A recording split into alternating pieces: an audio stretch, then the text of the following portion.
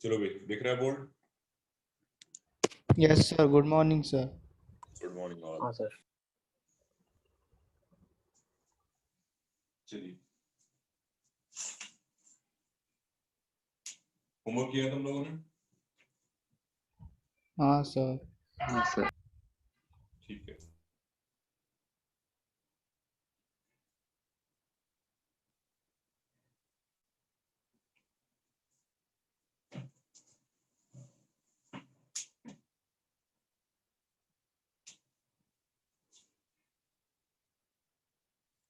पूछो कोई डाउट हो तो। सेक्शन बी दिया था ना, पार्ट 1। B4 में B4 पता करना है कौन लार्जर है।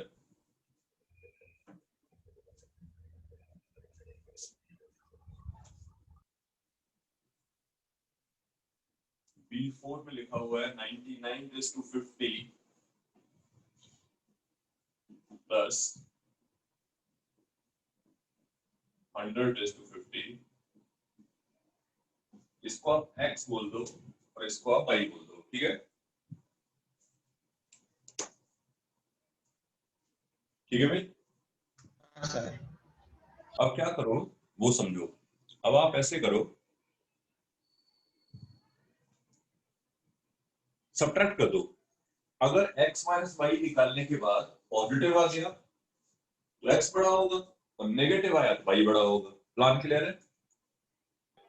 Yes sir. हाँ सर। एक लाइन और बोलूंगा कि सबको सेम बेस पे ले आते हैं। सेम बेस का मतलब बाइनोमियल से रिलेट कर लेते हैं। अब निकाला मैंने x माइनस वाई, 100:50 तो अलग कर दिया, बाकी 100 माइनस 1:50 प्लस माइनस 100 प्लस 1:50। ठीक है? हाँ सर, सही है। बस अगर तुम्हें याद हो या समझ में आ रहा हो तो मैं ये कह सकता हूँ बड़े आराम से, 2 इसके into एक्सपेंशन में और इसके एक्सपेंशन में जो टर्म्स आते हैं वो आधे टर्म तो कैंसिल आउट हो जाते हैं। क्लियर है? हाँ सर, इवन प्लेसेस में। ठीक है ना? तो जब सब्ट्रैक्ट करोगे तो पहला टर्म कैंसिल आउट हो जाएगा, पहला टर्म कैंसिल आउट हो जाएगा, दिख रहा है? पहला इसका पॉजिटिव, पहला इसका पॉजिटिव, सब्ट्रैक्ट होगा तो कैंसिल आउट हो जाएगा। तो पहला टर्म जो आएगा वो कैंसिल हो गया, बाकी सेकंड से स्टार्टिंग होगी। लिखने जा रहा हूं मैं सेकंड से। आई होप आप समझ जाओगे नेगेटिव में टर्म्स। माइनस लिख दूं आगे? हाँ बोलो। हाँ सर। आ जाएगा और सेकंड टर्म से स्टार्टिंग होगी। तो 50C1 100:49 प्लस 50C3 100:47। क्लियर है?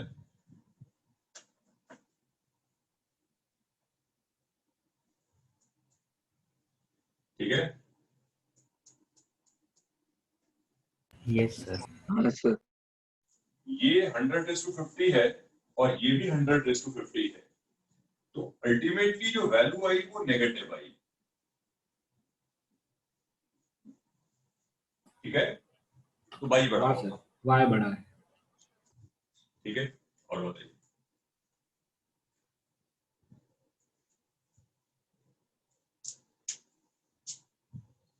कोई और डाउट पार्ट 1 में?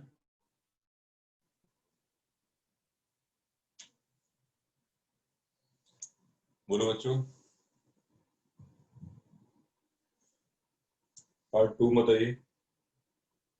सर पार्ट 2 में B2। इस संडे सर टेस्ट है। हाँ इस संडे टेस्ट मैंने बताया था। हाँ सर, सर। वो तो वेबसाइट पे ही मेंस हो गया। पैटर्न है एडवांस? अभी शेयर कर दूंगा 5 मिनट बाद, देखा नहीं मैंने कौन सा है, बट टेस्ट पक्का है। सिलेबस बता देता हूँ, सिलेबस है बाइनोमियल तक। ठीक है? नेक्स्ट संडे ना सर? हाँ ऑब्वियसली नेक्स्ट संडे। क्या कह रहे हो? B2 हाँ 2/2003 17 से डिवाइड करना है। बस वही बातें बोलूंगा पुरानी वाली।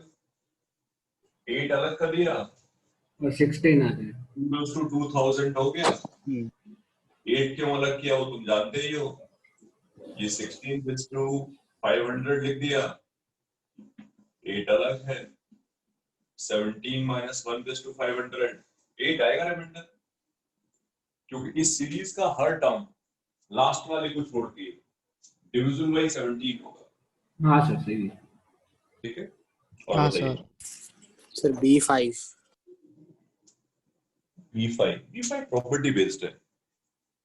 प्रॉपर्टी याद कर लो यार। वो n-r+1 हाँ, उसकी वैल्यू सही होती हो है। गया। हाँ।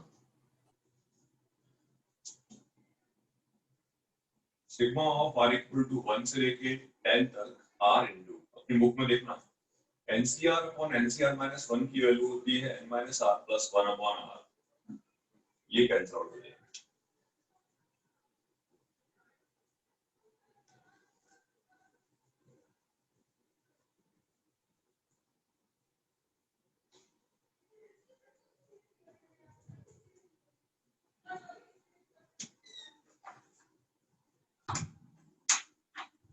ठीक है, r = 1 प्लेस करेंगे, हाँ सर सही। r = 1 प्लेस करेंगे तो n आएगा, r = 2 प्लेस करेंगे तो n-1 आएगा, और r = 10 प्लेस करेंगे तो n-9 आएगा। क्लियर? हाँ सर आ गया। n ऐड हो रहा है 10 टाइम्स माइनस 1 से लेके 9 तक का सम 45। ठीक है, और बताइए।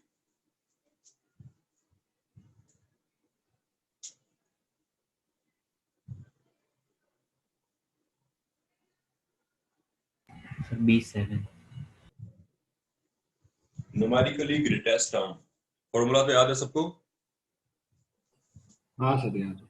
हाँ हाँ बस सर। काम करता है। B7 2 + 3x raised to 9 r less than equal to 9 + 1 upon 1 plus x upon y। ठीक है, x को डालना है 3/2, x को 3/2 लिख देता हूँ। Ultimately r less than equal to 10 into 9 upon what? 30। 13 हाँ, तो 90 upon 30 यानी कि ये 6 होगा पॉइंट समथिंग। 7 पॉइंट। ठीक है ना? हाँ सर। 7। हाँ सर। ये टर्म ग्रेटेस्ट होगा। ओके, सर 6 पॉइंट समथिंग ही आएगा। 6। हाँ सर। कि सर R6 हो जाए। नहीं ठीक है 6 पॉइंट समथिंग है। Okay done. हाँ हाँ एग्री। तो D7 ग्रेटेस्ट होगा, तो खत्म। 9C 6 2 raised to 3 3x raised to 6, x की वैल्यू डाल दी। Any other doubt?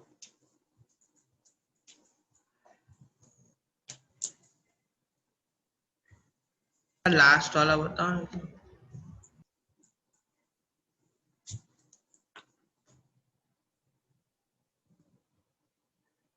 Greatest integer less than और इक्वल टू। देखो सबसे इंपॉर्टेंट चीज तो ये है कि तुम ज्यादा हैप्पी ना हो, क्योंकि अल्टीमेटली तो सॉल्व करना पड़ेगा। अपने आप को युग बच्चा है क्यों नहीं ना?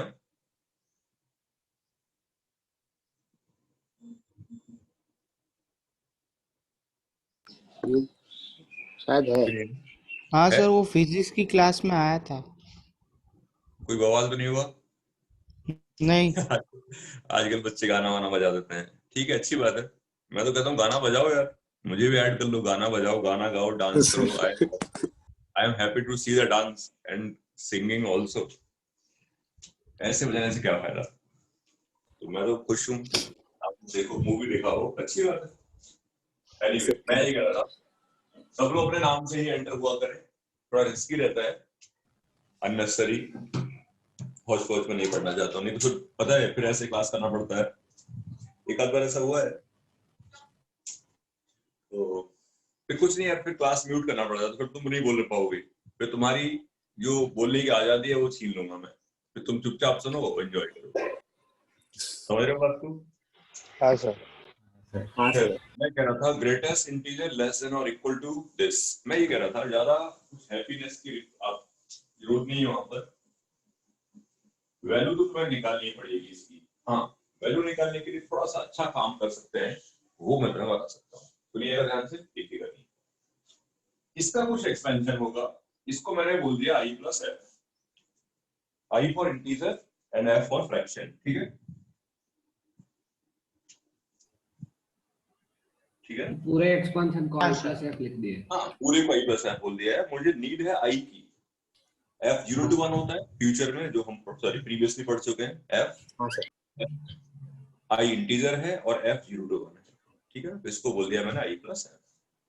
Normally what we can do वो समझने की कोशिश करना, अच्छी बात है, तो मैं सिखा सकता हूँ। इसका एक कॉन्जुगेट एक्सपेंशन लिया, इसका कॉन्जुगेट एक्सपेंशन लिया √2 - 1, और इसको मैं बोलने जा रहा हूँ एफ डैश। अब आई डैश नहीं बोलूंगा क्योंकि इसका इंटीजर पार्ट 0 होगा, क्योंकि √2 - 1 एक छोटा सा नंबर है, 0.4 समथिंग होगा।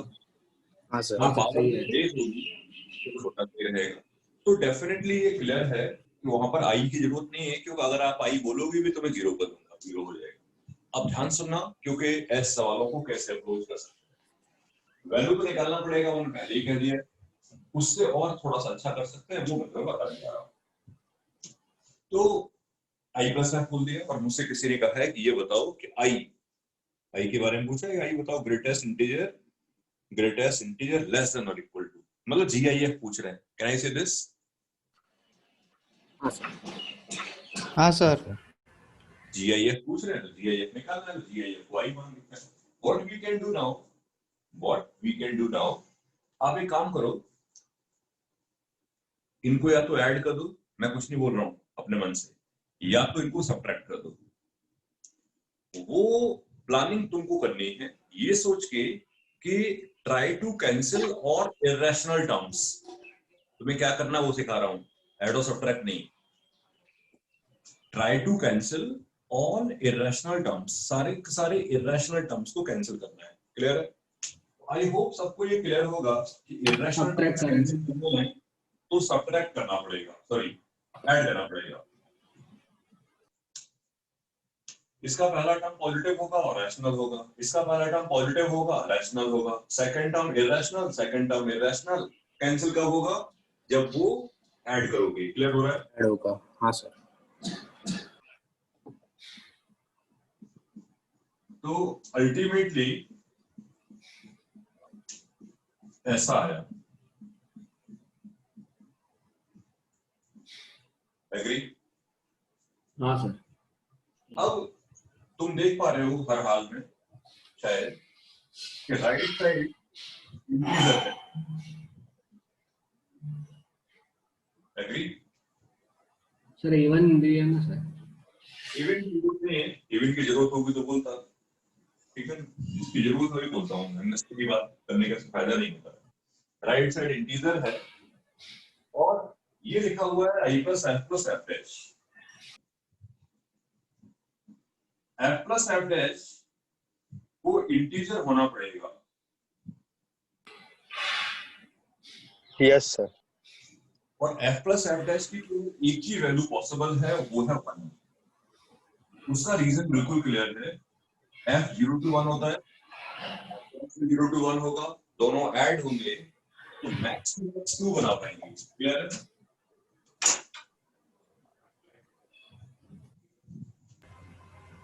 करेक्ट पॉइंट है मेरा? हाँ सर। तो बस बात खत्म हो जाती है। तो फाइनली मैं ये कह सकता हूं कि आई की वैल्यू होती आएगी इंटीजर -1। ये वाला इंटीजर है, इतना आपको कैलकुलेट करना पड़ेगा। पूरा नहीं करना पड़ा, आधा करना पड़ेगा। ज्यादा कैलकुलेशन में प्रॉब्लम नहीं है। ये 2 है, ये 8 है, 6c2 15 होता है, ये 4 है, 6c4 भी 15 होगा, ये 2 है, ये 1 है। क्लियर? एग्री? हाँ सर। सर ये f प्लस f डैश 1 कैसा आया? f की वैल्यू 0 to 1 होगी और f डैश की वैल्यू भी 0 to 1 होगी, क्योंकि f फ्रैक्शन पार्ट है और फ्रैक्शन पार्ट तो 0 to 1 ही होता है, हाँ सर। राइट? तो दोनों का सम करेंगे प्लस f डैश, जो भी होगा जहां से आवाज आ रही होती है, f प्लस f डैश 0 से 2 हो गया। अब f हाँ plus sir. f dash integer भी 0 से 2 है, पॉसिबिलिटी केवल एक ही है, ठीक है?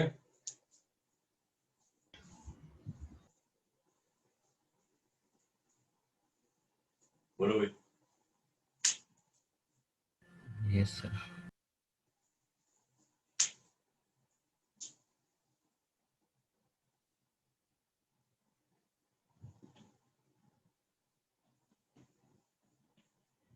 चलो दूसरा क्वेश्चन लिखिए। ऐसा ही एक सवाल लिखता हूँ तुम्हारे लिए, कई बार ऐसा सवाल बन जाते हैं, हालांकि कोई पूछता नहीं, लेकिन मैं कराता हूँ हमेशा, ठीक है? लिखता हूँ, करिए।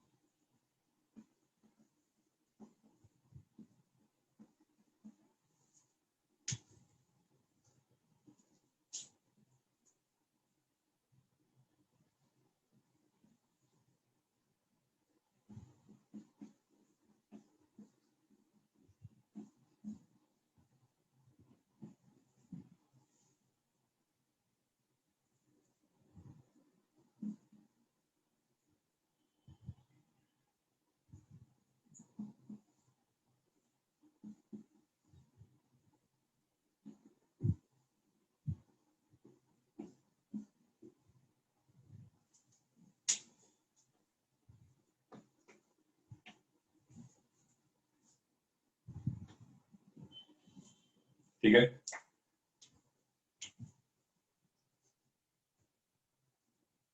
ठीक है। सवाल समझने के बाद आप आराम से कर सकते हो। मैंने एक क्वेश्चन इसलिए लिखा है तो मैं समझ में आया कि नहीं आया, मैंने तुम्हें पूरा का पूरा आइडिया दिया पिछले क्वेश्चन में कंप्लीट। ये भी कह सकता था कि अपने आप सॉल्व कर लो, क्योंकि ज्यादा बड़ी पावर नहीं है, राइट? लेकिन फिर भी ऐसे क्वेश्चन बन जाते हैं।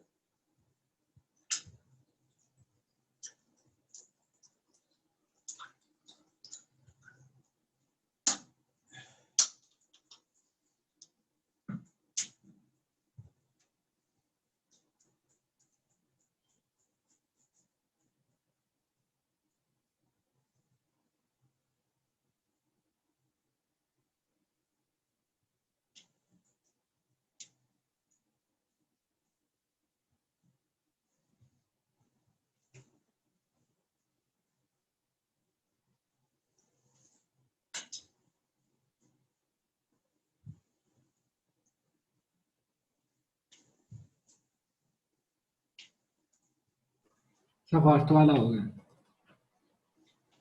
बाकी लोग भी डन करें अपनी।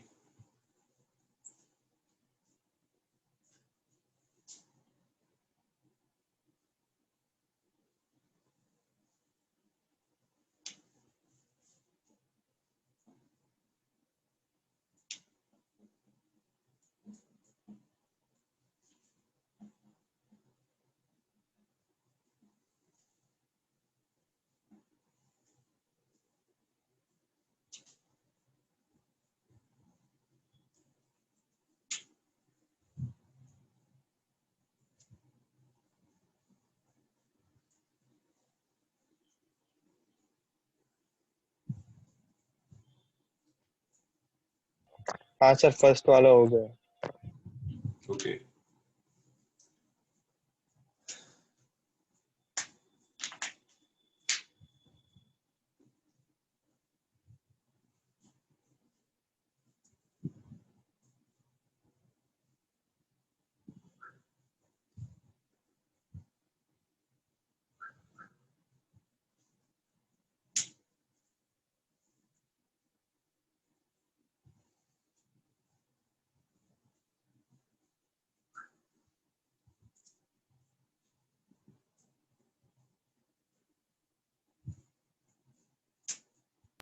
हाँ सर, जैसा आंसर आया वैसा लग रहा है फर्स्ट तो हो गया है। जैसा आंसर आया वैसा लग रहा है, लगने वाली बात ना करो यार मेरे भाई। I+F हो गया, क्योंकि मैंने कहा ना तुमसे सिमिलर सवाल हम कर चुके हैं। जस्ट मैंने हाँ इसलिए सवाल पूछा, क्लैरिटी रहे सब बच्चों को। हाँ, एक चीज वेरिएबल है, उस पर भरोसा नहीं करना, और वो है ऐड करना है कि सबट्रैक्ट करना है। इसको बिलीव नहीं करना है सर ने कहा था ऐड करना है, तो दोनों सवालों में ऐड करना है ये नहीं सोचेगा कोई भी। बस करना कैसे, वर्क तो उन्होंने बताया, ठीक, दोनों को ऐड कर दिया तो है I+F+F। ये एक छोटा सा नंबर है। हाँ 3 रूट सर 7 जो होगा, 3 रूट 7 जो होगा वो 7 पॉइंट समथिंग होगा, right? That's why plus the number, हाँ क्योंकि 3 रूट 7 का मतलब हुआ root 63। Root 63 is very small income, मतलब difference between these two is very small. दोनों को ऐड कर दिया तो अब समझ में आया कि राइट साइड होगी ट्वाइस ऑफ NC0 8 लिस्ट में, राइट साइड इवन है। हाँ बोल रहा था यहाँ इवन की रिक्वायरमेंट है, वहां तो वैल्यू पूछी गई तो इवन और नॉट जान के क्या करूंगा। F+F' को 1 होना पड़ेगा हर हाल में, हाँ, उसमें से 1 माइनस करेंगे। आई और यस आई और हो गया। अब एट द सेम टाइम तुमने अभी 5 मिनट पहले बोला है कि F+F' की वैल्यू 1 है, तो 1 माइनस F की वैल्यू F' होगी। And what is F'? अरे हाँ सर आ गया, सेकंड और थर्ड दोनों हो गए। ये तीसरा पार्ट है मेरा, सर सेकंड भी हो ही गया ना इससे। सेकंड भी हो गया। सेकंड तो कोई दिक्कत नहीं है, 1 माइनस F ये लिखा है, I+F लिखा है, ये दोनों को मल्टीप्लाई कर दीजिए, यू विल गेट 1। ठीक है? हाँ सर। हाँ सर।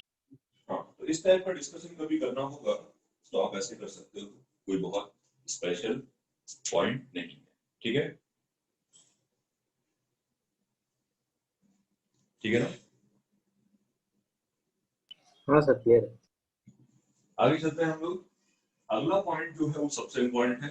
एग्जाम में 2 ही सवाल आते हैं, या तो वो कोफिशिएंट पूछते हैं या फिर वो यहाँ की बात करते हैं। मैंने बोर्ड पे लिखा है problems based on binomial coefficients. Binomial coefficients पे बेस्ड प्रॉब्लम सीखने के लिए सबसे इंपॉर्टेंट तो ये है कि हमें अच्छे से एक्सपेंशन याद हो। एक्सपेंशन याद होने का मतलब है कि एक्सपेंशन समझ में आना चाहिए, एक्सपेंशन करना आना चाहिए, और एक्सपेंशन लिखा है तो उसको समझना आना चाहिए, राइट? हर तरीके से, हर एंगल से, सिग्मा की फॉर्म में भी, विदाउट सिग्मा की फॉर्म में भी, इन ऑल पॉसिबल वे ये समझ में आना चाहिए क्या लिखा है। तो मैं थोड़े छोटे क्वेश्चन तो मैं कराऊंगा स्टार्टिंग में, ताकि तुम ये समझ सको एक्सपेंशन कैसा होता है, बता चुका हूं मैं। वैसे मैंने बोला हुआ है तुमसे 4 एक्सपेंशन तो सबके दिमाग में होने ही चाहिए, क्या है? E1, E2, E3, E4 नाम दिया था। E है x plus y is to n, E2 था x minus y is to n, E3 था दोनों का सम, और E4 था दोनों का डिफरेंस। क्लियर? हाँ सर। ठीक है, तो आगे बढ़ने से पहले थोड़ा सा रिकॉल करना चाहता हूँ, क्योंकि मैं नहीं चाहता हूँ कोई हौज पौज क्रिएट हो।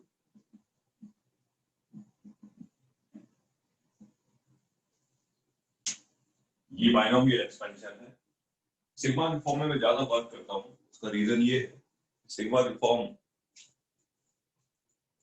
टाइम लगता है लिखने में, उसको बड़ा सा टर्म नहीं लिखना पड़ता, बात एक ही है। आप सब एग्री हो? हाँ सर। हाँ सर। सबसे पहला तो यही पॉइंट बोलता हूँ सब बच्चों को कि कई बार ऐसा होता है क्वेश्चन सामने लिखा होता है, हमें पता ही नहीं होता क्या लिखा है। ठीक है, मैं एक दो एग्जांपल दूंगा, लिखता हूँ, एक दो रिजल्ट भी है मेरे पास, मैं लिखी करके मैं रिजल्ट बताता हूँ। पहला रिजल्ट मेरे पास ये है, मैं एज ए रिजल्ट नहीं लिखूंगा, मैं चाहूंगा एज ए प्रॉब्लम लिखना। तुम लोगों को बताना है इसकी वैल्यू क्या होगी।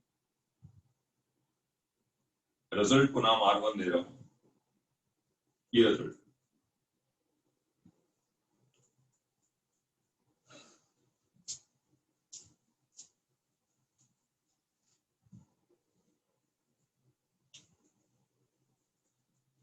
अब समझना कैसे है वो ध्यान देना, सब लोग होल्ड करना, सुनना भी मेरी बात।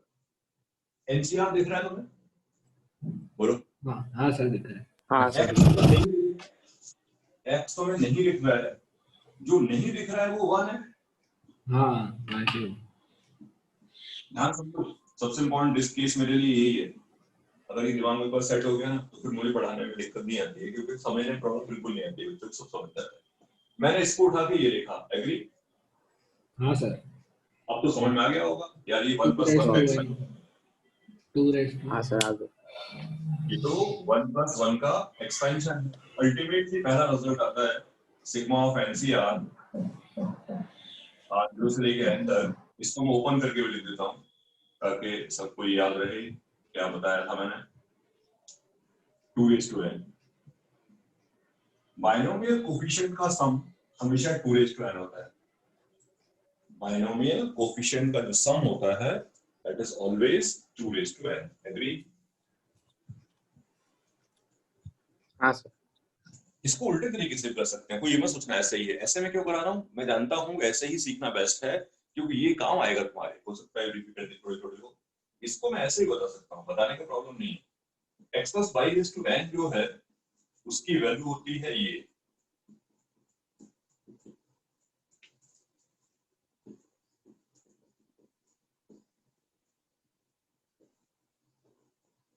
यही होती है। हाँ सर। तो मैं अनदर तरीके से सोच सकता हूँ। अनदर तरीके से सोचने का मतलब ये है मेरा कि मैंने x और y को 1 डाल दिया, ये 2:n ये है। भी कर सकते हैं। तो ये भी एक पॉसिबिलिटी है, दोनों में कंफर्टेबल रहिए। दोनों की अलग अलग इंपॉर्टेंस है, दोनों का अलग अलग नीड, ठीक है ना। पहले में मैं ये सिखाने की कोशिश कर रहा हूँ क्या एक्सपेंशन लिखा है, दूसरे में ये सिखाने की कोशिश कर रहा हूँ, ध्यान सुनना, कि आइडेंटिटी है।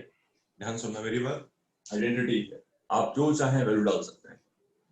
अच्छे सुनना, this is an identity, quadratic में पढ़ा था। आइडेंटिटी ऐसा हाँ। एक्सप्रेशन होता है जो वेरिएबल की सारी वैल्यू को रिट्रीव होता है। तो आइडेंटिटी है, you can write any value of x। X and Y both. हाँ, x और y डेफिनेटली बोथ। तो मेरी सरकार थोड़ी है कि x के साथ फेवर करूंगा, y से मना कर दूंगा, ठीक है। तो दूसरे दोनों तरीके समझ में आने चाहिए। एट द सेम टाइम मुझे यहाँ लगता है एक पॉइंट और डिस्कस करना चाहिए। ये जो x और y को 1 रखने का जो कॉन्सेप्ट है, this is a good thing in case of whenever you required the sum of coefficients। समझने की कोशिश करना भाई, ध्यान से समझना। find sum of coefficients of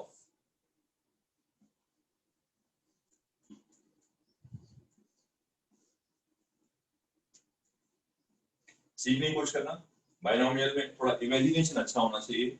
imagination से मतलब ये है कि जब कोई पर्सन इसको 10 बार मल्टीप्लाई करेगा इस वैल्यू को, यहां से लेके वहां तक कोई बड़ा सा एक्सप्रेशन आ जाएगा। क्लियर है? हाँ सर।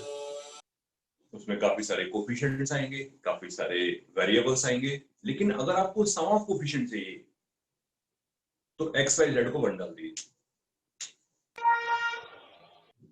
हाँ x सर। y z को जैसे ही 1 डालोगे वैसे ही उस पूरे प्रॉब्लम में जो जिंदा बचेगा, जिंदा बचने का मतलब जो रहेगा, बाइनोमियल कोएफिशिएंट। नहीं, बाइनोमियल कोफिशिएंट की बात नहीं कर रहा हूँ। 3 और 2 के 5 भी हाँ सर, कोएफिशिएंट भी बचेगा। हाँ सर सही। कोफिशिएंट और बाइनोमियल कोफिशिएंट में डिफरेंस मैंने बताया, पूरा 10-15 मिनट में समझाया था। बाइनोमियल कोफिशिएंट का सम तो 2:10 होगा, सॉरी गलत बोल दिया, 2:10 नहीं होगा, इस केस में कुछ और होगा, that I will discuss with you in future. Binomial coefficient का सम तो ब्रैकेट में क्या लिखा है इससे डिपेंड नहीं करता, पावर पे ही डिपेंड करता है। पावर अगर 10 है तो बाइनोमियल कोफिशिएंट का सम 10 ही रहेगा, 2:10 होगा।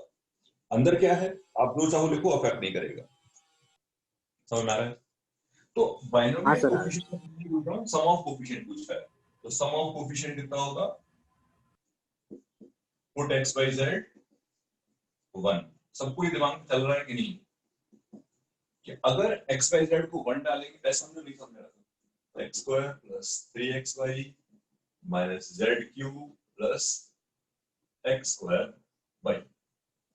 अगर ये कोई फंक्शन लिखा है और आपसे कोई कहे कोफिशिएंट बताओ तो आप निकाल लोगे कि पहले का कोफिशिएंट 1 है, दूसरे का कोफिशिएंट 3 है, तीसरे का कोफिशिएंट -1 है और चौथे टर्म का कोफिशिएंट 1 है। एग्री? Yes sir. हाँ सर। डाल दोगे वही 1 3 1 1, आंसर बोल दोगे 4। क्लियर है? हाँ ठीक है, यही बात तो कह रहा हूँ, एक्स वाई जेड को 1 डाल दो, बाकी चले जाएंगे बेचारे बिना कुछ कहे सुने, ना कुछ कह पाएंगे, यानी कि ना उनका कोई इंटरप्शन होगा, ना उनका कोई वैल्यू कंसिडरेशन होगा। एक्स हाँ वाई जेड को जैसे ही 1 डालोगे वैसे ही पूरा क्या बचेगा, 1 + 3 - 1 + 1 बचेगा। वही तो है सम ऑफ कोफिशिएंट। बोलिए सर द 5:10 आंसर है। क्या कह रहे हो? 5:10 आंसर क्यों नहीं होगा? -2 नहीं होगा आंसर?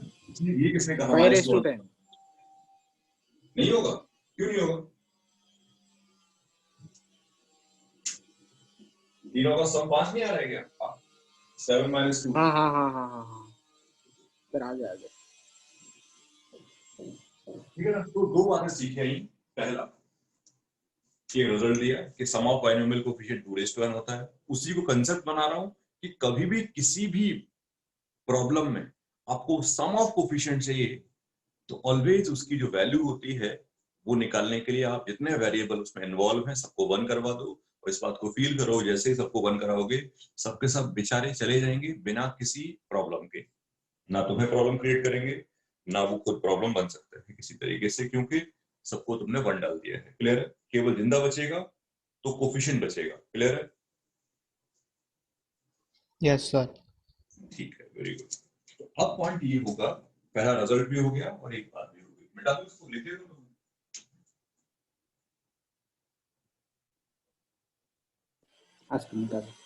लिख दिया।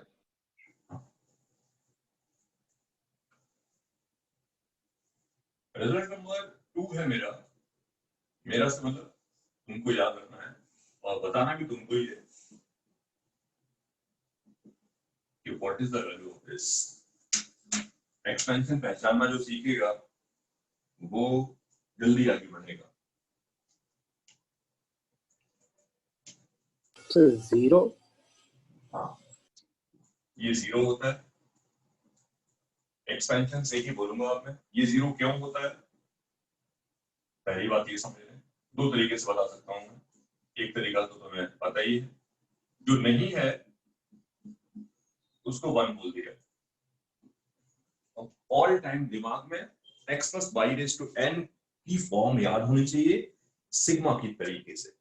तो बस सिग्मा में 0 to n होना चाहिए, NCR होना चाहिए, x = n - r होना चाहिए, y⁴r होना चाहिए। जो नहीं है वो मैंने बनाया। हाँ राइट? सर x फिर का 1 रोल होना प्ले कर रहा है कौन? 1। y का रोल प्ले कर रहा है कौन? -1। तो ऑब्वियसली 1 - 1⁴n का एक्सपेंशन है, तो ओवरऑल वैल्यू 0 होगी। सबको क्लियर है? Yes yes sir. खुशी की बात है। MC0 sir MC1। हाँ सर। सर वो नहीं समझ में आया है सर।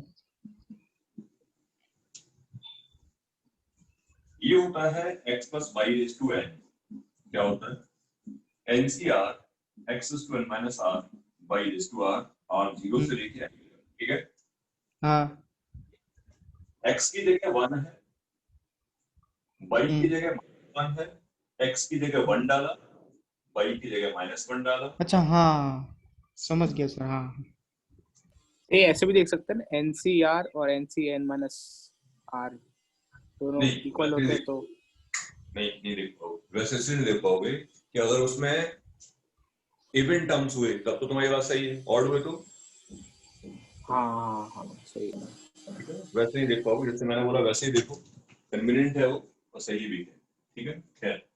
तो अब ये भी याद रखना कि ये 0 होता है, मतलब ये सब बातें छोटी छोटी हैं, याद रखनी है तुम्हें। हालांकि बहुत यूज करता हूँ मैं, तो यार जो कोशिश करेंगे उनको अपने आप याद हो जाएगा, क्योंकि उनके सामने कोई ऑप्शन बचेगा नहीं। मैं हर सेकंड ऐसे एक्सप्रेशन बोलूंगा कि ऐसे ऐसे करके सोचना शुरू करिए। एनीवे, इसको सही तरीके से एनालाइज करें तो मैं एक रिजल्ट और निकाल सकता हूँ यहाँ से, और वो ये है कि वो वाले बाइनोमियल कोएफिशिएंट जिनका सफिक्स ऑड है और वो वाले बाइनोमियल कोएफिशिएंट जिनका सफिक्स इवन है, हाँ सर उनका सही। सम बराबर होगा। ऊपर वाले लिखा है, कुछ नया नहीं लिखा है। हाँ हाँ सर सही। तो फिर मैं ये कह सकता हूं कि इन दोनों की जो वैल्यू होगी वो 2n-1 होगी। नहीं क्लियर है क्या? अरे अगर इसको x हाँ सर बोलोगे क्लियर है। तो ये x है, ये x है, ये x है, और ये कौन है फिर? 2x।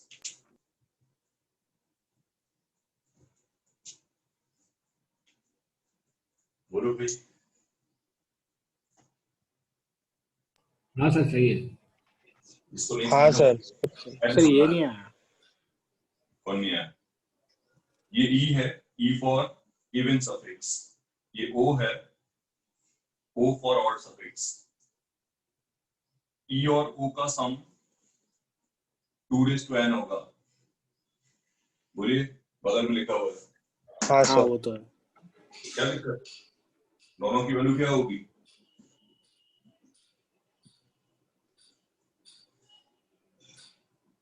ठीक है। हाँ सर। कोई डाउट है इसमें? ये तो बहुत खास बात नहीं थी यार। इसको मैंने बराबर कहा, दो नंबर्स हैं, ऐसा सवाल कराऊंगे, दो नंबर्स बराबर हैं, उनका सम 5 है, नंबर्स बताओ।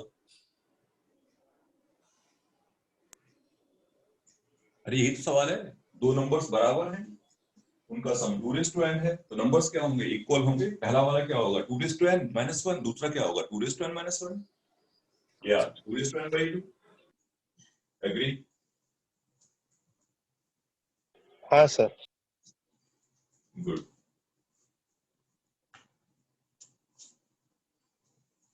अल्टीमेटली मैं तुम्हें 3 रिजल्ट दिए, उनको याद रखना। बाइनोमियल कोफिशिएंट का सम 2n होता है, इसका सम 0 होता है, इवन सफिक्स का सम ऑड सफिक्स का सम बराबर होता है, और दोनों का सम 2n-1 के बराबर होता है। एग्री? हाँ सर आ गया। मैं एक एग्जांपल लिखता हूँ, इसकी वैल्यू बताइए तो मुझे समझ में आएगा, तुम्हें रियली समझाएगा।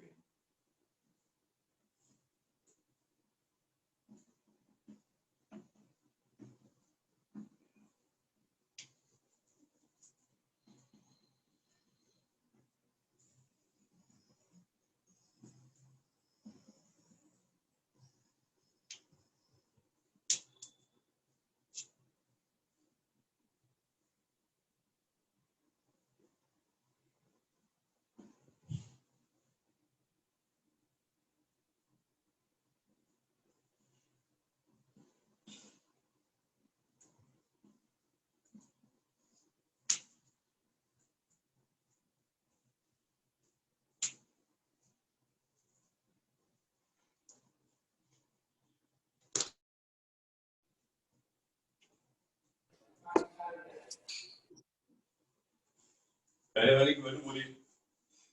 2:18। 2:18। 2:18 डेफिनेटली तुम बोलने वाले थे, मुझे पता था, इसलिए मैंने गलत करवा दिया। सर 2:18 माइनस NC0, मतलब 18C0। 2n-1। r 0 से स्टार्ट होता, तब वो 2:18 होता। अरे हाँ सर। एक टर्म अवेलेबल नहीं है, इन सब बातों का ध्यान रखो, नहीं तो सब गलत होता रहेगा। एक टर्म अवेलेबल नहीं है, कौन सा वाला? 18C0। 18C0 अवेलेबल नहीं है, तो उसका जो वैल्यू है वो we have to subtract. In fact मैं 18C0 ही लिखता हूँ। समझ में आ रहा है कि नहीं ये? Yes sir. सर। हाँ सर। सेकंड को भी समझ के बताना, दिमाग लगा के। इसको मिटा दो।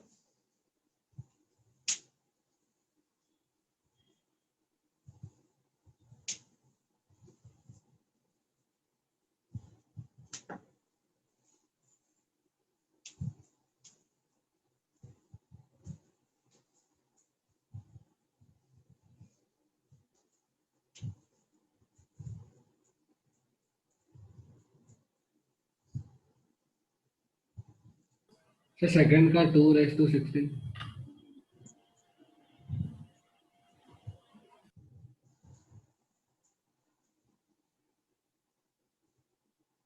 सेकंड का 2:16। 16। हाँ 2:16 सही है। हाँ हाँ सर देखो, आ गया। नहीं वो तो तो वो है। चलेगा नहीं फिर। 17C0, 17C2 ओपन करने में डाउट नहीं क्रिएट करें। जब भी कभी नीड हो इस बात की तो उसको ओपन कर देंगे। 17C 0 से लेके 17C 16 लिखा है। इवन 21 क्या है? सर इवन बोला। हाँ सॉरी, 17C 0 17C 2 17C 4, इसका मतलब इवन सफिक्स ऐड हो रहे हैं। इवन सफिक्स ऐड हो रहे हैं, थोड़ा ये भी ध्यान दिलिए करो सब है कि नहीं, क्योंकि कई बार धोखा दे देता हूँ। जैसे क्वेश्चन नंबर 1 मैंने ऐसा कहा, तुमने देखते बोल दिया 2 वो नहीं चलेगा। देख तो लो कोई कौन है कि नहीं, एक टर्म गायब है। अब देखा कि सब है कि नहीं, 17 तक के सारे इवन है क्या? हाँ हाँ सर सर है। 16 तक है। गुड हाँ डन। सर। हाँ मैंने कहा है इवन सफिक्स का सम होता है 2n-1 और n 17 है तो वैल्यू होगी 216। क्लियर है सबको? हाँ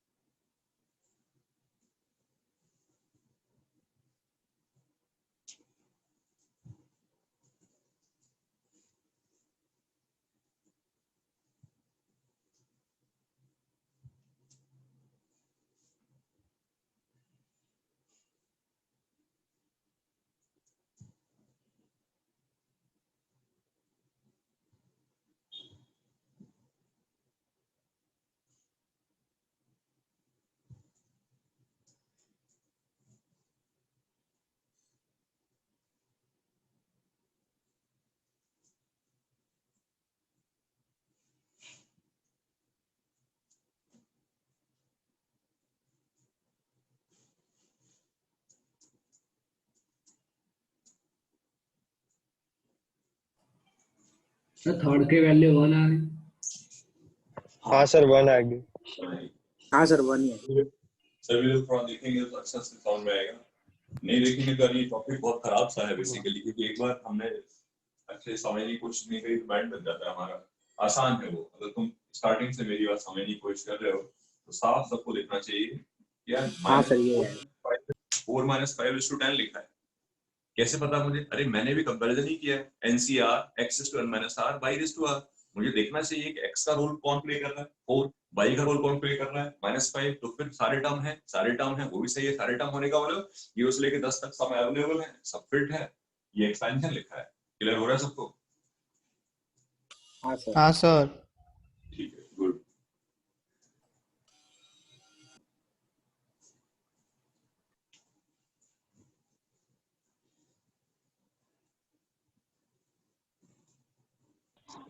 सर मुझे बहुत ब्लर आ रहा है तो मैं रीजॉइन कर रहा हूँ।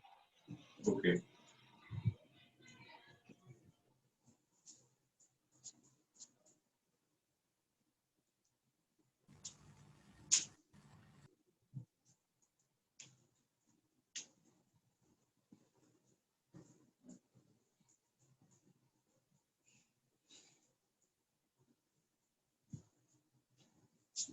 फोर्थ का आंसर तो भी इतना टाइम लगा दिया। 3:30। 3 सबको समझ में आना चाहिए भी 3:30। सभी लोगों को जो नहीं है वो 1 है, तो बस ये क्या लिखा है? ये लिखा है 2 + 1⁻30 का एक्सपेंशन लिखा है। आप सब एग्री हो कि नहीं? हाँ सर। हाँ सर आ गया हाँ समझ सर। में। गुड।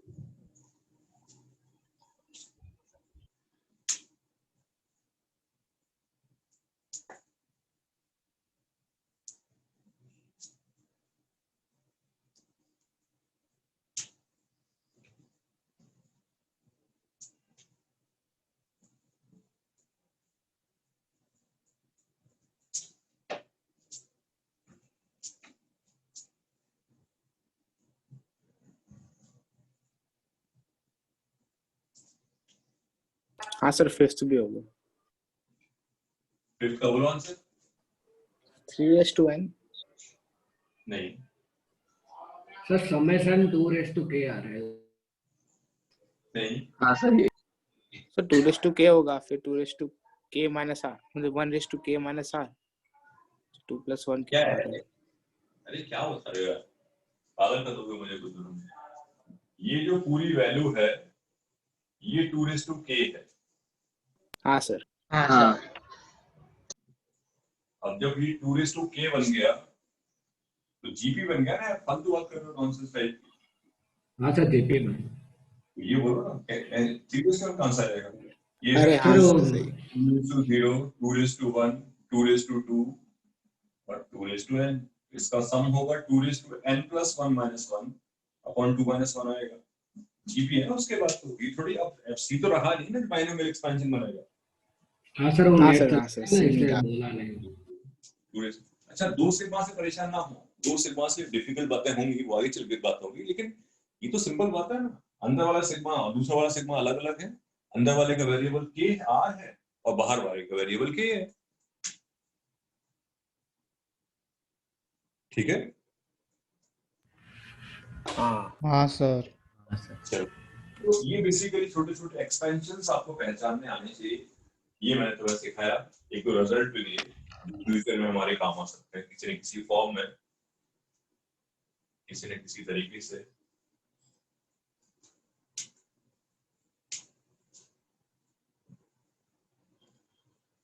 आगे चलता हूँ। अब बाइनोमियल कोफिशिएंट पे प्रॉब्लम्स का मतलब बेसिकली यहाँ पर काफी सारी सीरीज आता है। ये तो सीरीज है, आप इसको ओपन कर दो सीरीज दिखाई देगा। तो बेसिकली सीरीज का सम निकालने को आता है। तो एक टाइप का सीरीज तो यही है कि somewhere something related to binomial expansion. Agree? हाँ सर। एक सीरीज तो यही है कि कुछ ना कुछ रिलेटेड टू बाइनोमियल एक्सपेंशन ही हो। तो आई होप बाइनोमियल एक्सपेंशन तो आप पहचान ही लोगे और बाइनोमियल एक्सपेंशन में वो पहचानने में कोई दिक्कत क्रिएट नहीं होगी। आप एग्री हो तो मैं आगे बढ़ूं। Yes sir. ठीक है, दूसरे टाइप के सवाल आते हैं। यहाँ पर 2-3 टाइप से मुझे बात करनी पड़ती है। पहला टाइप तो ये है कि जो लिखा है वो बाइनोमियल एक्सपेंशन है, एक्सपेंडेड फॉर्म में लिखा है, खुशी की बात है। बाइनोमियल सिग्मा की फॉर्म में लिखा है, again we must be happy कि ठीक है, दोनों ही आता है हमें, दोनों में प्रॉब्लम नहीं है। Okay, yes sir. चलो ठीक है। सेकंड जो काइंड है मेरा, या सेकंड डिस्कशन जो मेरा है, वो ऐसा डिस्कशन है कि कई बार क्या होता है, कई बार सीरीज आती है, यहां लिखा होता है कोई पॉलिनोमियल इन आर, कुछ भी, मैं यही लिखूंगा पॉलिनोमियल इन आर, और यहां लिखा होता है एनसीआर। पॉलिनोमियल वगैरह कुछ नहीं होता। आर कहां से स्टार्ट होता है ये बात बोलना भी सही नहीं रहेगा, क्योंकि वही बातें बोलनी चाहिए जो फिक्स है, जो हमारे टाइप में फिक्स है। हमारा जो टाइप है, जो सेकंड काइंड है जो मैं तुम्हें दे रहा हूँ सवालों का, वो ये है कि एक बाइनोमियल लिखा है, एक पॉलिनोमियल लिखा है और आगे एनसीआर है। इस टाइप के सवालों को डील करने के लिए हमारे पास 2 मेथड है। एक मेथड तो ये है, मेथड 1, डिफरेंशिएशन। यहां ज्यादा समझेगा नहीं, बात समझ में। और मेथड 2 है using property NCR equal to n-1 CR-1। Plan क्या है? प्लान ये है कि यहां जो r के टर्म्स लिखे हैं वो आपको रिमूव करने हैं यूजिंग दिस प्रॉपर्टी, या फिर यहां जो r के टर्म लिखे हैं वो आपको यहां पर क्रिएट करने हैं यूजिंग दैट प्रॉपर्टी, पर यूजिंग डिफरेंशिएशन। समझना मेरी बात ध्यान से, ठीक है ना? मैं एग्जांपल लिखूंगा तो सारी बात क्लियर हो जाएगी। मैं दोनों तरीके से बता दूंगा, मैं कौन सा तरीका लगाता हूँ या हमारा क्लास कौन सा तरीका लगाएगा। सेकंड ऑब्वियसली अच्छी बातें ही यूज करता हूँ हमेशा, ठीक है? सुनना ध्यान से। पॉलिनोमियल लिखा है, आगे एनसीआर लिखा है, 2 पॉसिबिलिटीज है। मैं एक सवाल लिख लेता हूँ, नहीं तो फिर ये समझेगा, अदरवाइज समझने जैसा कुछ है नहीं। मुझसे किसी ने कहा फाइंड द सम, लिखिएगा नहीं, सुनिएगा, इसका वैल्यू इवैल्यूएट करना है, ठीक है? अगर यहाँ बाहर लिखा हुआ आर ना होता, अगर ये आर ना होता तो इसका सम क्या होता? 2:n। बस मन में यही फीलिंग लेके आओ। जब ये फीलिंग लेके आओगे तो अपने आप हैप्पीनेस मेंटेन हो जाएगी। मतलब ये सोचो कि आर हटाओ, कैसे हटाया जाए? तो बस आर हटाने का जुगाड़ है तुम्हारे पास, मुझे ज्यादा कुछ बोलना नहीं है, कुछ बोलने का मतलब भी नहीं है। मेथड नंबर 2 यूज करता हूं मैं। मैंने पहले भी कहा कि अपना क्लास मेथड 2 पे ज्यादा वर्क करेगा। तो अब टारगेट हमारा ये होता है कि यार वो जो आर के टर्म्स लिखे हैं ना यहाँ पर, उन सबको एक एक करके हटाते चले जाओ, और इमेजिन करो कि जैसे ही आर हटेगा वैसे ही वो एक्सपेंशन होगा किसी न किसी का। Yes sir. तो this is our planning. Almost मैं डन कर चुका हूँ। एक चेंज मैंने किया है, वो तुम्हें समझ में आया हो शायद। यहाँ आर 0 से स्टार्ट होता था और यहाँ मैंने आर 1 को स्टार्ट करवा दिया। इसका रीजन ये है, हाँ आर 0 पर टर्म की वैल्यू 0 होगी। हाँ रैली में हो गया, मोदी जी की रैली में हो गया, बिहार में इलेक्शन हो गया।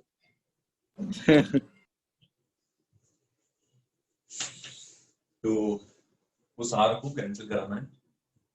और मैं कह रहा था आर 0 के लिए टर्म की वैल्यू 0 है। हाँ हाँ सर। तो आर 0 से स्टार्ट होता हो चाहे 1 से स्टार्ट होता हो, क्या फर्क पड़ता है? आर 0 पे तो टर्म की वैल्यू कोई आ ही नहीं रही है। समझ में आ रहा है? ठीक है, R0 होगा। हाँ जी सही। आर 0 होगा तो फर्स्ट टर्म 0 होगा। हाँ सर, 0 आप इसको देखो, इसी का सम तो निकालना है, इसलिए आर 0 पे हाँ 0 सर। आया। जब आर 0 पे 0 आया तो आर 0 का कोई सिग्निफिकेंस ही नहीं है, तो मैंने वहां 1 करवा दिया। क्यों करवा दिया होता पता चल चुका है। बस हाँ आगे सर, बेस में 0 नहीं होना चाहिए। अब जल्दी से ये बताओ इसका समेशन क्या होगा।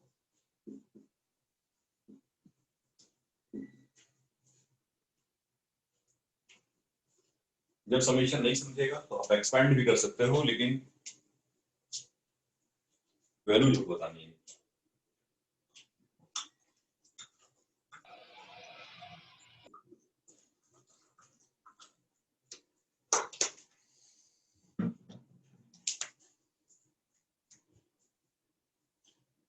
ये लिखा है n-1 C0, n-1 C1, n-1 C2। कई बार आपको दिक्कत आएगी, लेकिन मैं निकाल दूंगा तुम्हें हर जगह से, बस तुम जानने की कोशिश करना। अब तो ठीक है? हाँ हाँ सर। अब क्या ये बाइनोमियल कोएफिशिएंट नहीं है? मैं कह रहा हूँ क्या ये बाइनोमियल कोएफिशिएंट का सम नहीं है? लेकिन हाँ सर है। सर लास्ट टर्म 2n नहीं होगा, क्या होगा? 2n-.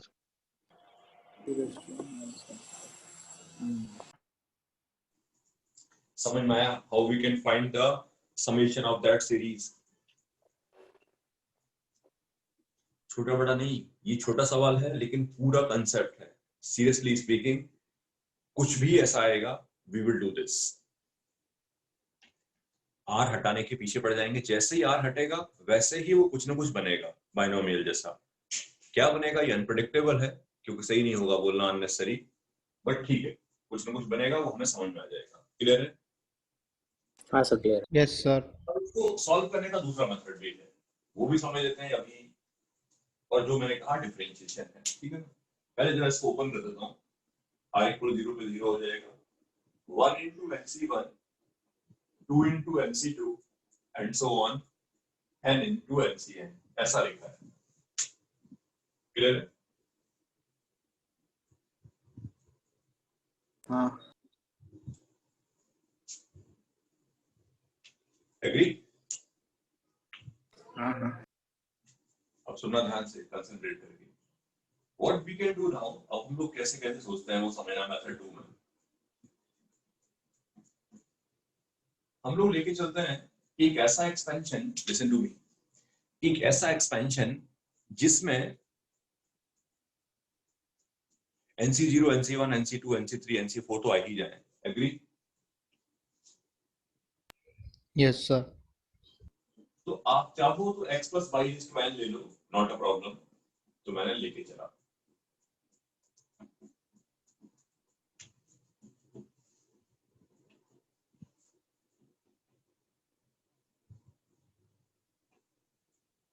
सब लोग एग्री मुझे बात से? वैसे तो नॉर्मली x + y लिखता नहीं, लेकिन स्टिल तुम्हारे सामने लिखा है, पहला सवाल है, दैट्स व्हाई। अब हमें ये एनालाइज करना पड़ता है कि हमें क्या सोचना है, सोचने वाली बातें करना मेरे साथ, हमें कैसे कैसे सोचना है।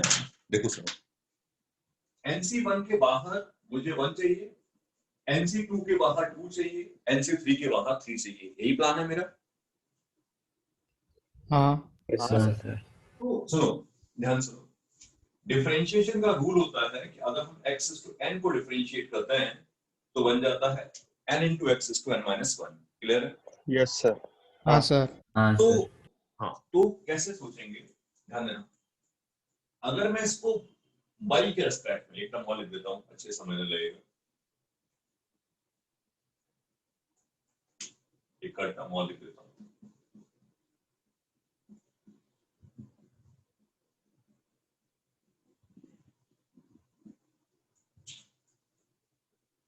अगर मैं इसको बाई के रेस्पेक्ट में डिफरेंशिएट कर दूं तो फिर मुझे NC3 के बाहर 3 दिखाई देगा, NC2 के बाहर 2 दिखाई देगा, NC1 के बाहर 1 दिखाई देगा, 1 तो वैसे ही कहीं भी होता है, हाँ सर सही है, और NCN के बाहर n दिखाई देगा। तो N बेसिकली दिखाई देगा। हमें ये सोचना पड़ता है कि ठीक है ना, कि जो हमें लाना है, वो किसको डिफरेंशिएट करने के बाद आएगा। समझ में आ रहा है? बोलो। हाँ सर। बस मेरी बात खत्म हो चुकी है।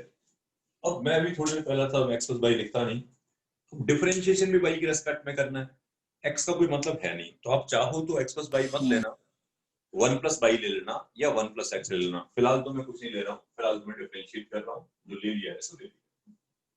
इसको डिफरेंशिएट कर दिया मैंने, डिफरेंशिएट करना तो मैं आता है, डिफरेंशिएट किया है बाई के रेस्पेक्ट में, ये ध्यान रखना, जब बाई के रेस्पेक्ट में डिफरेंशिएट किया तो ये 0 हो गया। यहाँ आया NC1 x is to n minus 1, NC2 x is to n minus 2 into 2y plus NC3 x is to n minus 3 into 3y square and so on. NCn into n into y is to n minus 1. Agree? Sir वो N हमने N को differentiate किया तो N into NC1 into X raise to N minus 1 ऐसे नहीं आएगा? अरे चाचा जी, बाई के रेस्पेक्ट में डिफरेंशिएट किया है, क्या बोल रहे हो? अच्छा हाँ, वाई की रिस्पेक्ट भी किया, हाँ।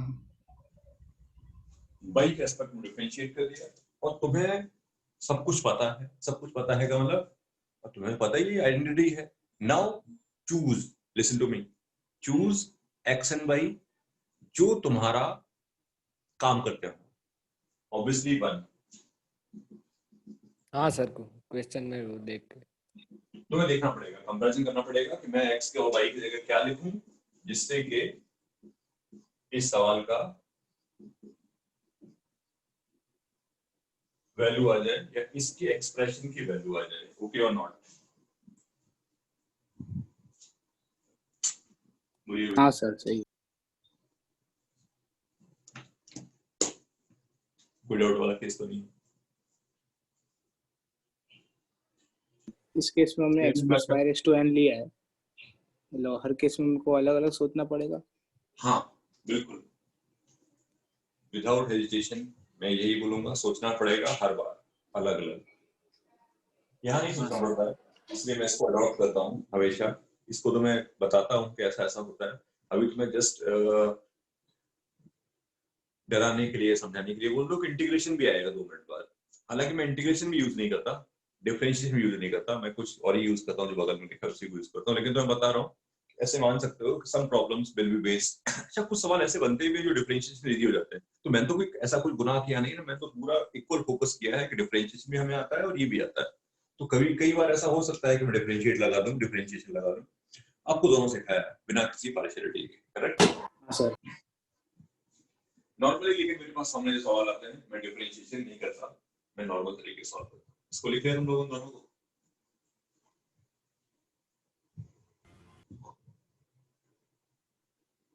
देखा बेटा? हाँ सर लिख। सर राइट साइड वाला रखना है। हाँ राइट साइड वाला।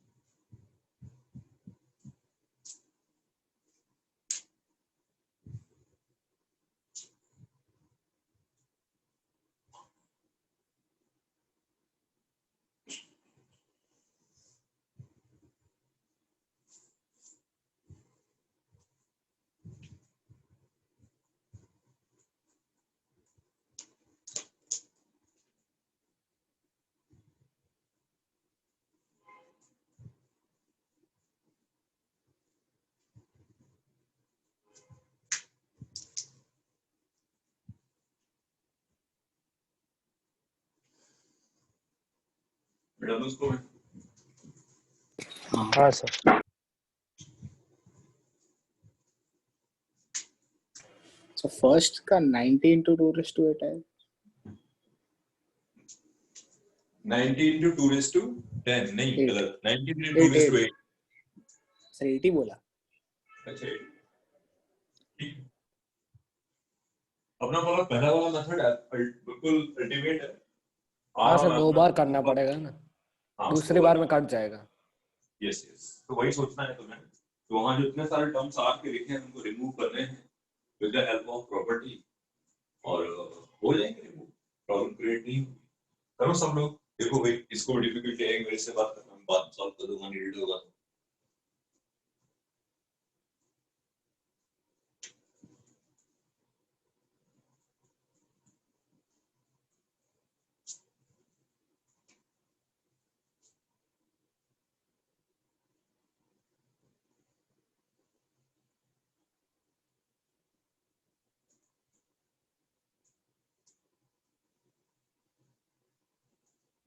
हाँ सर, हो गया फर्स्ट।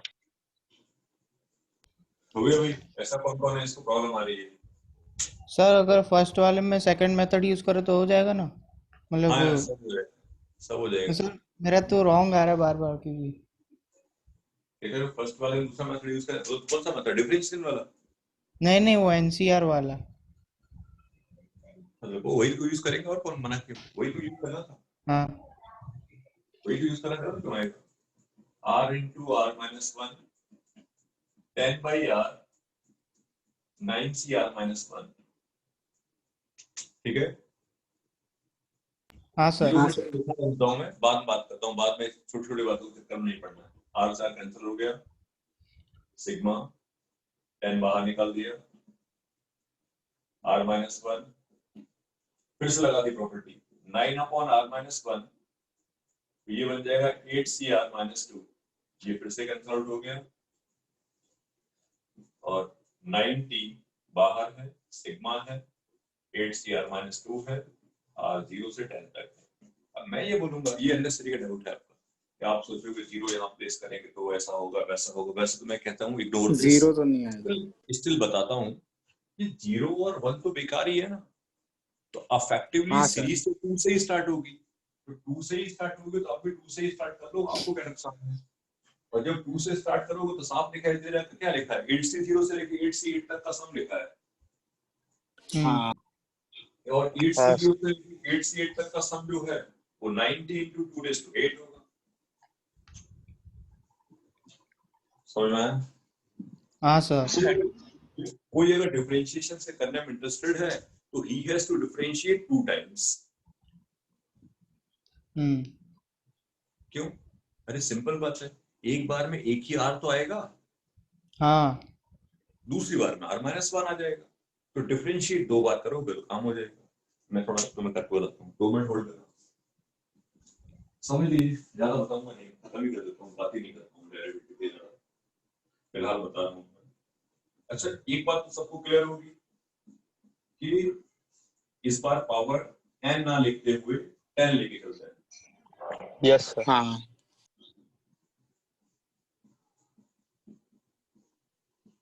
से इसमें 1 plus x raised to 10 लिया, वो कैसे पता चलेगा?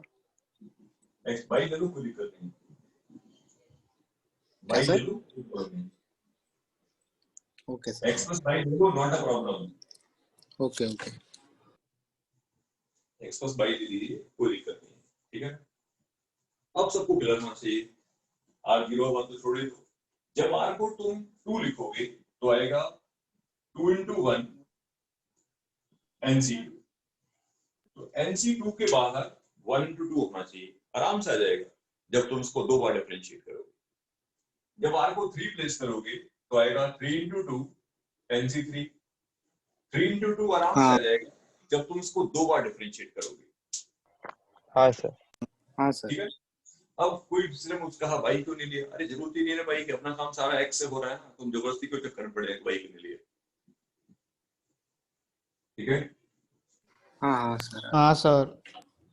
अपना सारा काम x से हो ही गया है, तो बस differentiating and again differentiate, have to से डिफरेंशिएट, मतलब दो बार डिफरेंशिएट, एक बार नहीं करेंगे, डिफरेंशिएट किया, फिर डिफरेंशिएट किया और फिर चूज किया कि what should I right x. मैं ये भी नहीं कह रहा हूँ 1 लिखा जाता है, ये सब बातें बेकार है क्योंकि सब जगह वेरिएशन रहेगा आगे चल के।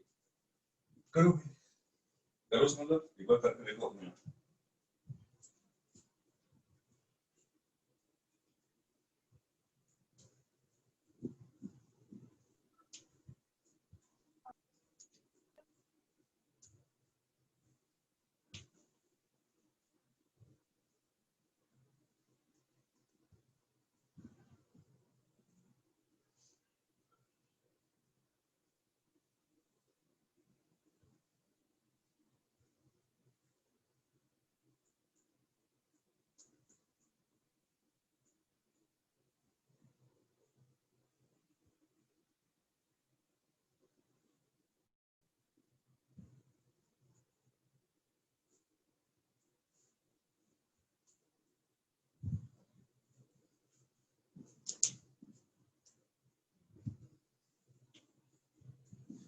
सर्टेन टाइम सिग्मा की फॉर्म में नहीं लिखा होगा तो तुम लिखो सिग्मा की फॉर्म में, ठीक है?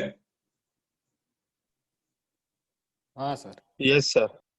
हाँ, ऑफिशियली अब हम लोग सिग्मा वाली अप्रोच पे ही वर्क करेंगे। ओके, डिफरेंशिएशन को मैं खत्म करने जा रहा हूँ। आई मीन टू से अब मैं अल्टरनेट अप्रोच नहीं बताऊंगा, ये कुछ जरूरत नहीं लग रही है, फिर भी आपसे बोलूंगा यू कैन ट्राई। हाँ सर। ठीक है, सर सेकंड वाला तो समेशन 3r+2 इंटू NCR का है ना?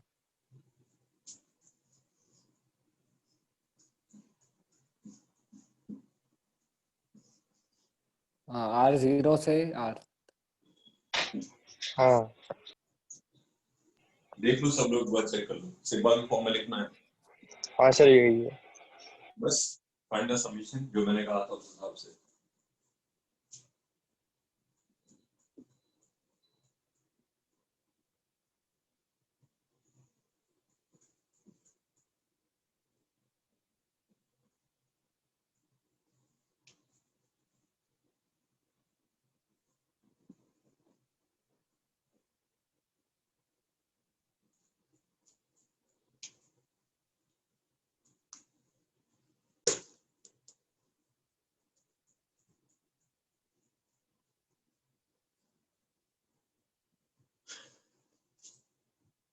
दोनों को अलग कर दिए। सिग्मा जो होता है वो एडिशन हाँ सर, अलग कर दिए। जो होता है, आराम से प्रॉब्लम नहीं क्रिएट होती। सिग्मा एडिशन सब्ट्रैक्शन पे डिस्ट्रीब्यूटिव होता है।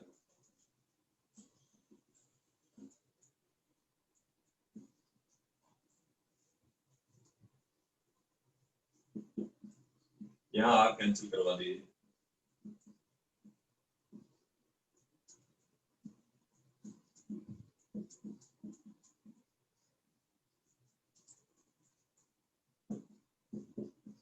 तो वो तो 2n+1 बन जाएगा। कौन? हाँ, लास्ट वाला टर्म। हाँ, ये कैंसिल कर दिया।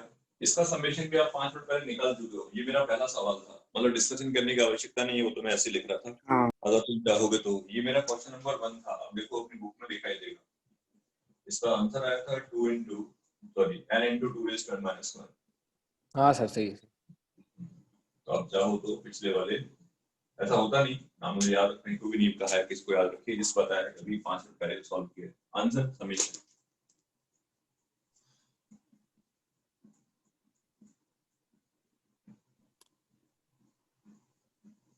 एग्री? हाँ सर। Yes sir. बिना किसी लेफ्ट राइट के या बिना किसी फालतू के डिस्कशन के मैंने बोर्ड पे एक सवाल और लिख दिया है। जब वही पॉलिनोमियल जैसा टर्म डिनोमिनेटर में दिखता है मुझे, तो आई विल यूज इंटीग्रेशन, जो कि मैं कभी यूज नहीं करता हूं, तो मैं बोल रहा हूं। तो फिर सेकंड अप्रोच क्या है? हाँ। यही सिग्मा वाली अप्रोच। अपन तो सिग्मा पे ही भरोसा करेंगे, अपन तो प्रॉपर्टीज से ही ऐसे सवालों को डील करेंगे। मेरी बात ध्यान सुनना क्लियरली। 2 अप्रोच है, दोनों ही बताऊंगा। एक इंटीग्रेशन वाली, दूसरी अप्रोच बोलने वाली नहीं है यही है, क्योंकि बोलूं क्या दोबारा से कि यूजिंग द प्रॉपर्टी, जो अभी 5 मिनट पहले आप यूज कर रहे थे, उस प्रॉपर्टी को यूज करते हुए उस r+1 को तुम्हें हटाना है। समझ में आ रहा है? हाँ हाँ सर सर। आ रहा है। अब कैसे यूज करेंगे, देखो इधर रिवर्सली यूज करना, ध्यान देना सब लोग, लिखना नहीं। हाँ सर। उसी प्रॉपर्टी को यूज करेंगे अपन, और उसी प्रॉपर्टी से r+1 को रिमूव करेंगे। तो दोनों में यूनिक अप्रोच है मेरी। तो डिफरेंशिएशन वाले सवालों में भी डिफरेंशिएशन कब करते हैं, जब बाहर कुछ मल्टीप्लाई हो रहा होगा। इंटीग्रेशन कब करते हैं, जब डिवाइड हो रहा होता है। ये दोनों बातें फिक्स है मेरे लिए, तो दोनों में कोई डिफरेंस है ही नहीं, हमें तो सेम प्रॉपर्टी यूज करनी है। अब देख लो, NCR अपॉन r+1, इसकी वैल्यू हो गई 1/n+1 into r+1 into CR+1।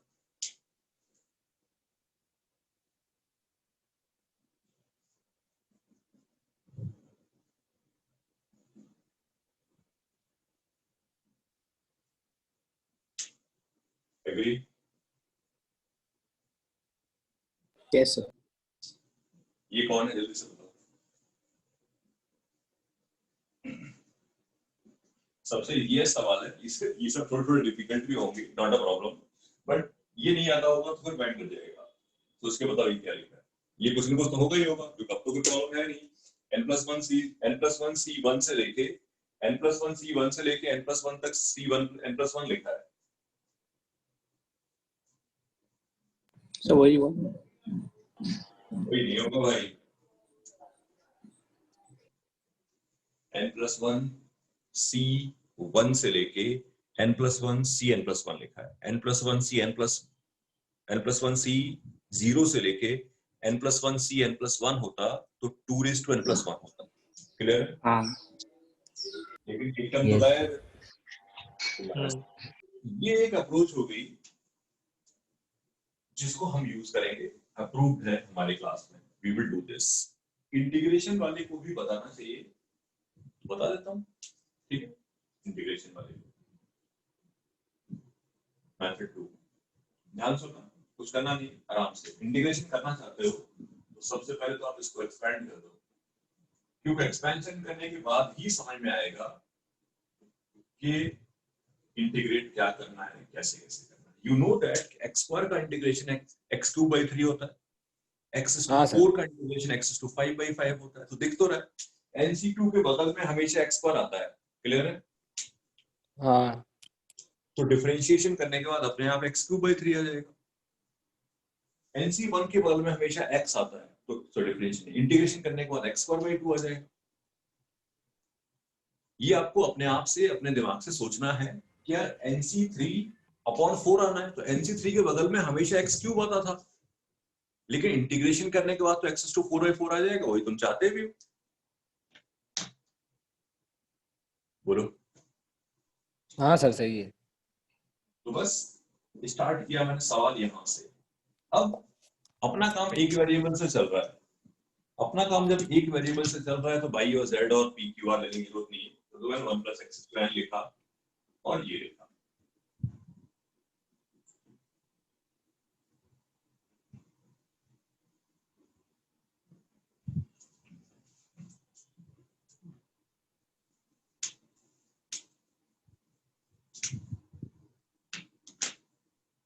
ठीक है, दोनों साइड में इंटीग्रेट कर दिया।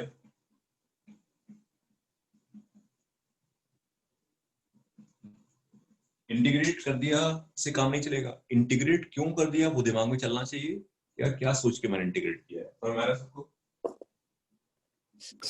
सर ये कौन dx+1 के रिस्पेक्ट में किया है? x के रिस्पेक्ट में, x के, हाँ।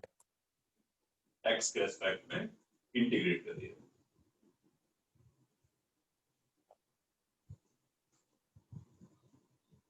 कोई डाउट हो तो बोलिए। x के रिस्पेक्ट में इंटीग्रेट करने में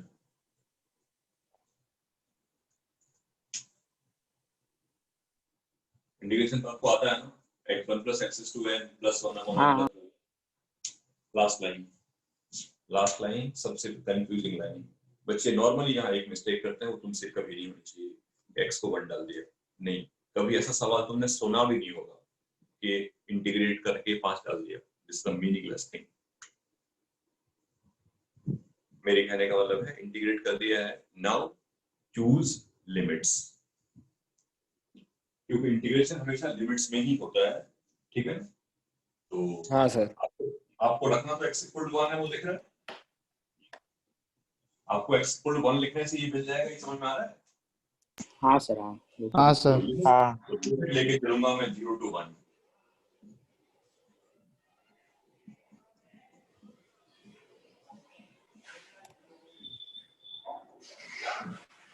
आर फॉर रूल लिखा है रिक्वायर्ड, रिक्वायर्ड में 2 मिल चाहिए था, मुझे मिल गया, लिखा नहीं इसलिए। और मैं सबको सर जो फर्स्ट मेथड था उसमें -1 कैसा है? -1 कहाँ है? ये सर 2n+1 -1। अरे बाइनोमियल कोफिशिएंट लिखे हैं, लेकिन स्टार्टिंग तो 1 से हो रही है ना, एक टर्म हाँ गायब है ना। हाँ सर, हाँ हाँ आपको सर। r को जब 0 प्लेस करोगे तो पहला कोफिशिएंट आएगा n+1 c1। Binomial coefficient n+1 c1 से स्टार्ट थोड़ी होंगे, बाइनोमियल कोफिशिएंट तो n+1 c0 से स्टार्ट होंगे। हाँ एक हाँ गायब सर। है, एक गायब है, तो उसका करस्पॉन्डिंग सम माइनस करना पड़ेगा ना। यस सर, हाँ। सेकंड वाले मेथड में कुछ डाउट हो तो बोले, इंटीग्रेशन करने की अप्रोच में पूछ रहा हूँ तुमसे। इंटीग्रेट किया, जो चाहिए थे बोला है, जैसे ऐसे। आफ्टर दैट थिंक अबाउट कि what limit you should take, क्योंकि ये कोई नहीं सोचेगा तो 1 डाल दिया, इंटीग्रेट करने के बाद 5 लिख दिया, दिस इज मीनिंगलेस। हाँ, आप डालना ही चाहते हो कुछ ना कुछ वैल्यू, तो आप एक काम करो 0 to x में इंटीग्रेट कर लो, लेकिन ऐसा नहीं कर सकते इंटीग्रेट किया और 2 लिख दिया, तो मैं आ रहा है। Yes sir. यस तो सर।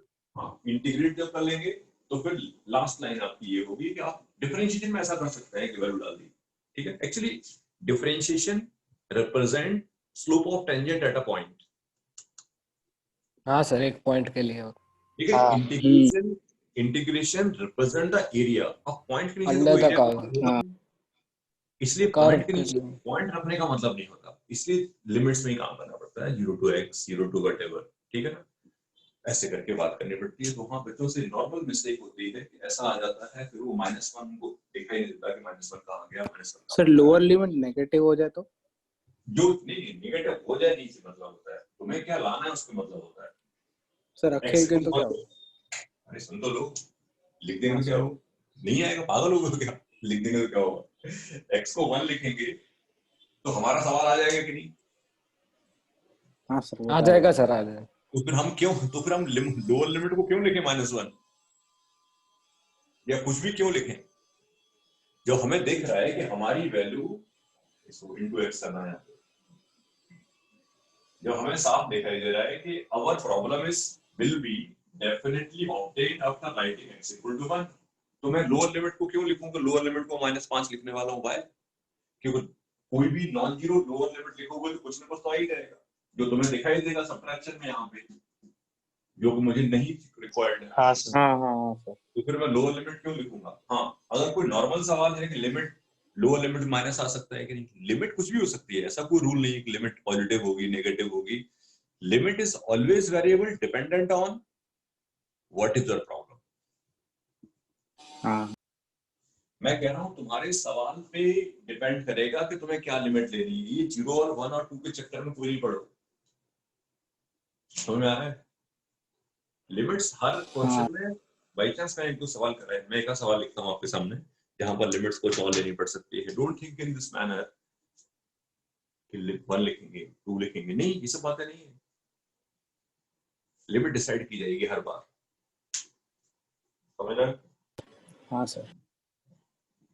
कोई डाउट हो तो बात करें, नहीं तो मैं क्वेश्चन लिखता हूँ जहां लिमिट कुछ और भी हो सकती है, डिफरेंशिएशन में भी कुछ और हो सकती है, इंटीग्रेशन में भी कुछ और हो सकती है, अगर इंटीग्रेशन करना ही है तो। चलो मैं क्वेश्चन लिखता हूँ तो तुम्हें समझ में आ जाएगा, नॉट अ प्रॉब्लम।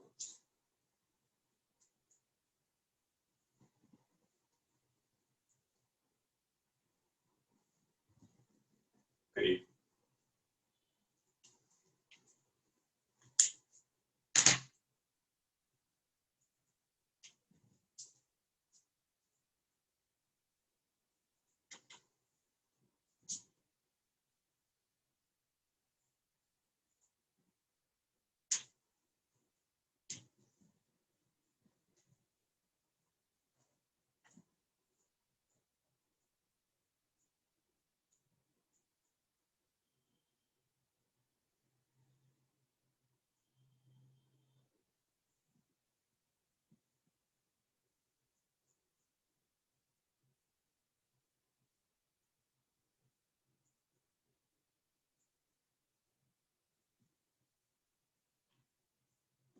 तुम लोग ट्राई कर रहे हो कि नहीं? हाँ सर कर रहे कर। हाँ सर, हाँ सर। करो करो great.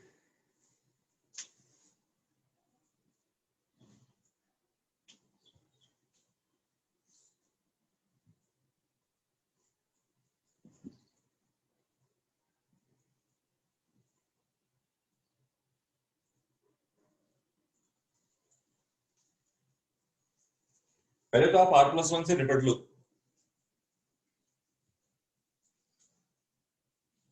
इंटीग्रेशन से करना चाहे तो मोस्ट वेलकम, इंटीग्रेशन से भी कर सकते हैं। आई डोंट हैव हाँ सर, इंटीग्रेशन ही ट्राई कर रहा था। हाँ बिल्कुल इंटीग्रेशन से करो, कोई दिक्कत नहीं। इंटीग्रेशन से करना चाहते हो सबसे पहले यहाँ लिख दो कि क्या चाहिए, क्योंकि फिर वो समझता नहीं है नहीं तो।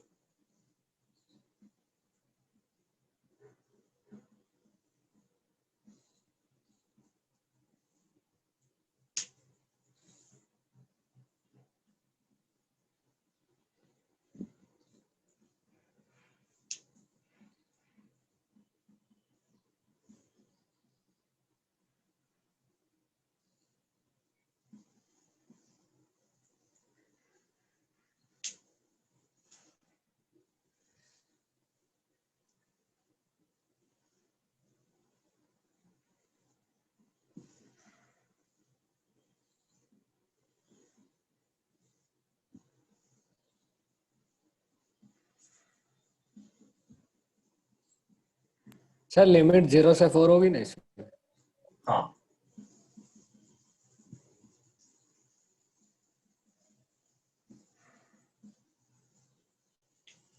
इंटीग्रेट कर दिया है मैंने। अब लिमिट चूज कर लेता हूँ। साफ साफ सबको दिखना चाहिए कि 4 स्क्वायर आ रहा है, 0 से तो 0 to 4 की लिमिट लगा देंगे। तो कोई स्टूडेंट 1 पे फोकस ना करे सर ने बाई चांस हर जगह काफी सारे सवाल किए जहाँ बार बार 1 आ रहा था तो 1 ही आता है, ऐसा कोई नियम नहीं है। बस सवाल सॉल्व करने की कोशिश करते हैं। ये हो गया 5⁻⁻⁴/n+1। अपॉन 4 भी आएगा ये, क्योंकि राइट साइड हाँ में एक एक्स्ट्रा दिखाई देगा तुम्हें नहीं। राइट साइड की वैल्यू जो आएगी उसमें 4 एडिशनल आ रहा है। NC0 into 4 NC1 into 4 square by 2 नहीं समझ में आ रहा है ये?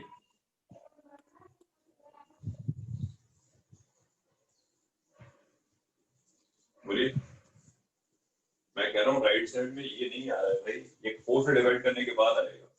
हाँ सर एक 4 से डिवाइड करना पड़ा। हाँ तो लिमिट 0 to 1 हो सकती है, 0 to 4 हो सकती है, -1 to 1 हो सकती है, कुछ भी हो सकती है। डोंट थिंक लिमिट, फिर सपोज हो नहीं पाएंगे सवाल तुम सोच के चलोगे limit is always variable. Okay हाँ चलो बाकी बातें बाद में करेंगे। सर एग्जाम का वो भेज देना ना। सिलेबस मैं तो भेज दूंगा 2 मिनट के बाद। उससे पहले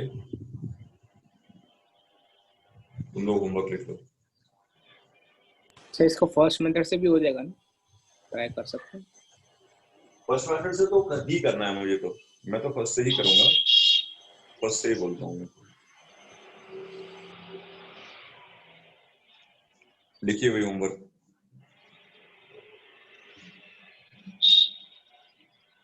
एक्सरसाइज 3 में लिखना है। 3 में लिखना है first 1 question number 3 sir part 1 का पार्ट 1 में, question number 6 question number 7 8 part 2 में लिखिए।